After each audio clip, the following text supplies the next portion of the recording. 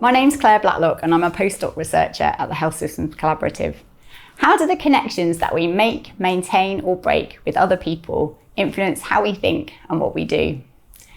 Indeed, how do all of those connections and the power structures, the stories, the behaviours that are associated with them, how do they influence me and how do I influence them? I don't know if you've ever seen a murmuration of birds such as this, with many hundreds or thousands of birds all flying in a synchronised manner to create these billowing shapes in the sky. And this is achieved by each bird just looking at a few birds around it. I'd like to thank Ben and Katie from the RSPB for these amazing photos. In our own day-to-day behaviours, those who are around us influence what we do. And those who are around us are formed and also form wider relational structures. Those to whom we are connected, such as our family, our friends, and our acquaintances, influence how we interpret the world, what we do, and how we respond to change. This is also the case in the workplace, particularly in the healthcare workplace too, with who we're connected to influencing the information that's available to us and the support, and how we perceive what we're able to do. Relational factors, such as who we identify with, communication, power structures, values, and culture, are essential to providing quality healthcare. They influence how things are done, and also the response to efforts to change care processes. But they're really difficult to capture. And to a researcher coming into a particular healthcare workplace, they might not be obvious or even visible. And also within this sort of messy, complex relational mix, it's very difficult to really know which parts are important and which parts are important in different settings and contexts.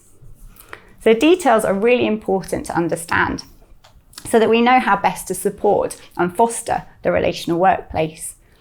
It requires a different approach to understanding, moving beyond just a description to providing an explanation.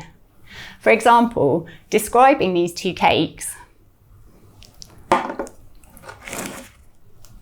doesn't really tell us much about what caused them to be so different. And it might have been lots of things. So perhaps cooking conditions, the mix, the quantity of ingredients, the equipment available, maybe the skill of the baker, and perhaps all of those things interacted. Some of them might have been very critical to subsequent steps.